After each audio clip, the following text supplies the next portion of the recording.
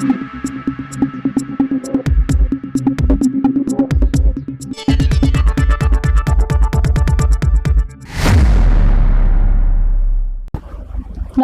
সময় বাংলা সংবাদে আপনাদের স্বাগত। আপনাদের সাথে আমি প্রীতি।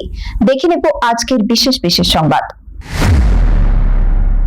যাদবপুরে বিক্ষোভ ঘিরে উত্তেজনা, সৃজন ভট্টাচার্য সহ 6 জন গ্রেপ্তার, আহত অন্তত 15। যাদবপুর স্টেশন সংলগ্ন এলাকায় উচ্ছেদ অভিযানকে কেন্দ্র করে সোমবার ব্যাপক উত্তেজনা সৃষ্টি হয়। অভিযোগ, বিক্ষোভকারীদের উপর পুলিশ লাঠিচার্জ চালায়।